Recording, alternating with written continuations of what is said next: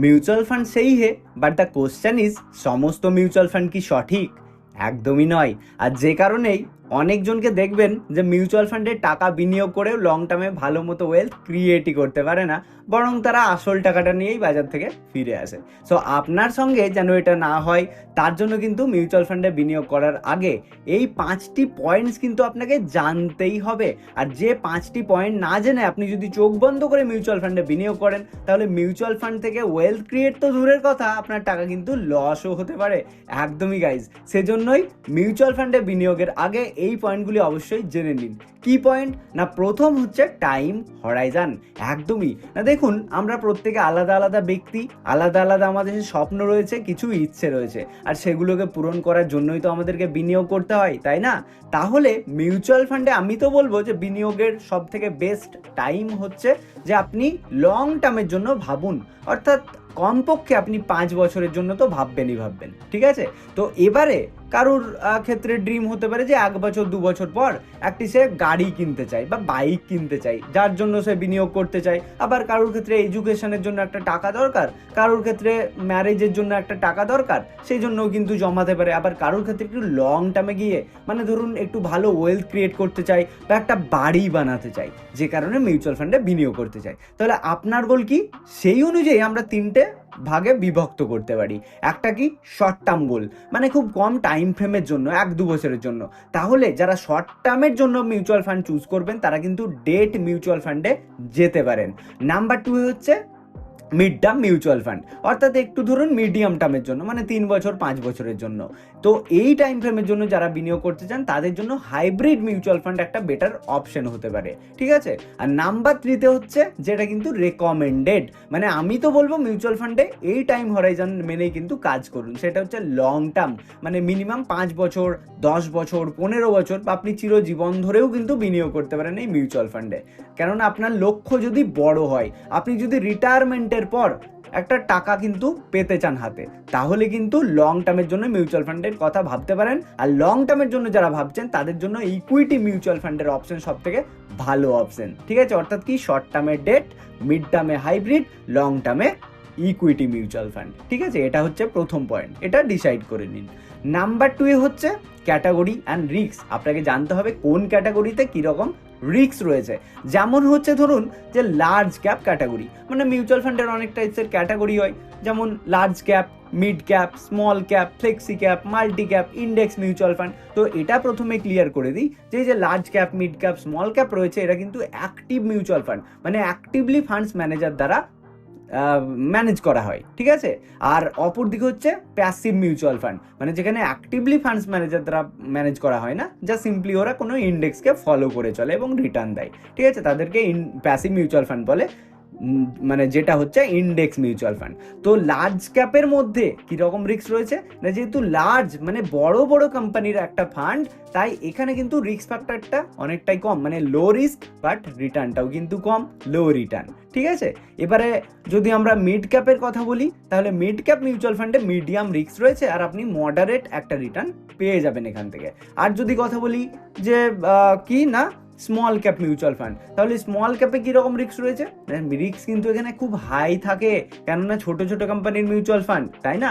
তাই small cap যখনই আসছে, রিস্ক যেহেতু হাই থাকছে, রিটার্নটাও কিন্তু একটু বেশি পাবেন এখান থেকে, ঠিক আছে? অর্থাৎ কি না, লার্জ ক্যাপে low risk low return, mid ক্যাপে mid risk moderate return, and small ক্যাপে হচ্ছে হাই রিস্ক আর একটু বেশি রিটার্ন। ওকে, এইভাবে কিন্তু আপনাকে দেখতে হবে। তো আমি বলবো সব থেকে বেস্ট অপশন হচ্ছে, যদি আপনি বিগিনার্স হন এবং মিউচুয়াল ফান্ডে এসআইপি করে প্রত্যেক মাসে মাসে টাকা জমা দিতে চান, তাহলে কিন্তু ইন্ডেক্স মিউচুয়াল ফান্ড আপনার জন্য একটা খুব ভালো অপশন হতে পারে। কেননা বলা হয় ইন্ডেক্স মিউচুয়াল ফান্ড কিন্তু অধিকাংশই যেসব অ্যাক্টিভলি মিউচুয়াল ফান্ড রয়েছে, তাদের রিটার্নকে বিট করে দেয় লং টার্মে, ঠিক আছে? এটা কিন্তু মাথায় রাখবেন। নাম্বার 3তে খুবই খুবই খুবই ইম্পর্টেন্ট, এখানে কিন্তু আমরা অনেকে ফেঁসে যাই। কীরকম না, মিউচুয়াল ফান্ডের কিন্তু 2 রকম টাইপস রয়েছে, একটা হচ্ছে ডিরেক্ট মিউচুয়াল ফান্ড, অপরটা হচ্ছে রেগুলার মিউচুয়াল ফান্ড। আপনি যখন মিউচুয়াল ফান্ড করতে যাবেন, যদি কোনো মানে এজেন্টের দ্বারা করেন, তাহলে কিন্তু আপনাকে তারা রেগুলার মিউচুয়াল ফান্ডই হাতে ধরিয়ে দেবে। তো মাথায় রাখবেন, রেগুলার মিউচুয়াল ফান্ডে বিনিয়োগ করলে কিন্তু সেখান থেকে তারা কমিশনটা কেটে নেয়, তাই না? যেহেতু তাদের দ্বারা করছেন, আপনার মধ্যে আর আপনার মিউচুয়াল ফান্ডের মধ্যে যে এজেন্ট রয়েছে, সে তো কিছু কমিশন নেবে, তাই না? তাহলে আপনি যান সবসময় ডিরেক্ট মিউচুয়াল ফান্ডের সঙ্গে চলে যান, ঠিক আছে? কেননা ডিরেক্ট মিউচুয়াল ফান্ড আপনার মধ্যে আর আপনার মিউচুয়াল ফান্ডের মধ্যে কেউ থাকছে না, কোনো এজেন্ট থাকছে না।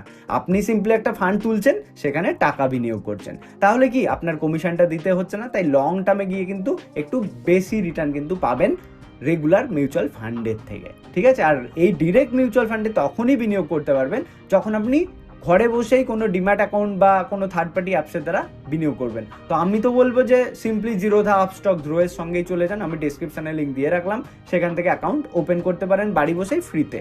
ওকে, এটা কিন্তু আপনাদের ব্যাপার। তো এরপরে যেটা চেক করবেন সেটা হচ্ছে নাম্বার 4, আপনি গুগলে চলে যান বা কোনো ডিম্যাট অ্যাকাউন্ট যদি আপনার থাকে, সেখান থেকে আপনি যে ফান্ডে বিনিয়োগ করতেছেন সেই ফান্ডের এই পয়েন্টগুলো একটু চেক করে নিন। সেটা হচ্ছে সিএজিআর রিটার্ন, মানে compound annual growth return, minimum 3 বছরে দেখুন যে 3 বছরে এই ফান্ড কিভাবে রিটার্ন দিয়ে এসছে। যদি তার রিটার্ন কনসিস্টেন্ট হয় তাহলে কিন্তু ভালো অপশন, ঠিক আছে? 3 বছর দেখুন, 5 বছর দেখুন, 10 বছর দেখুন, যত বেশি দেখবেন তত কিন্তু ভালো, কেননা মিউচুয়াল ফান্ড লং টার্মের জন্য আমরা বিনিয়োগ করি।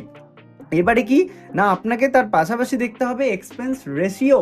এক্সপেন্স রেশিও বলতে কি না, আপনি যে মিউচুয়াল ফান্ডে বিনিয়োগ করছেন সেই মিউচুয়াল ফান্ডের ফান্ডস ম্যানেজার রয়েছে, আমি আগেই বলেছি, সে আপনার ফান্ডকে ম্যানেজ করছে।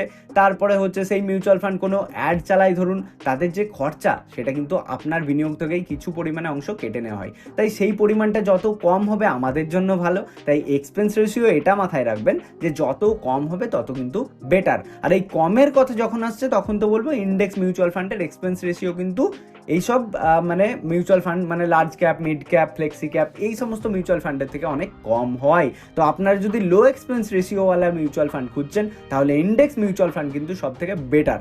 ওকে, এটা কিন্তু মাথায় রাখবেন। আর নাম্বার 6-এ হচ্ছে কি দেখবেন না, এক্সিট লোড দেখবেন।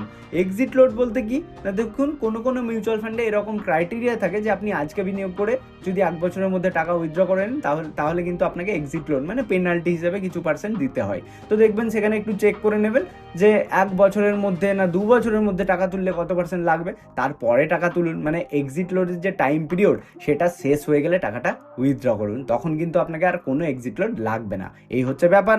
আর আরেকটা পয়েন্ট আপনারা অবশ্যই চেক করবেন, সেটা হচ্ছে যে পোর্টফোলিওর হোল্ডিংস, যে আপনি যে মিউচুয়াল ফান্ডে বিনিয়োগ করছেন সেই মিউচুয়াল ফান্ড কোন কোন কোম্পানিকে হোল্ড করছে, তারা কোন কোন কোম্পানিতে ইনভেস্টেড রয়েছে সেটা দেখুন নিচের দিকে এসে। এইভাবে কিন্তু আপনারা চেক করতে পারেন যে এখানে যেমন দেখতে পাচ্ছেন পরপর কোম্পানির নাম দেওয়া আছে, অর্থাৎ এই মিউচুয়াল ফান্ড স্পেসিফিক্যালি এই সমস্ত কোম্পানিতে বিনিয়োগ করছে, ঠিক আছে? তো এই হচ্ছে ব্যাপার।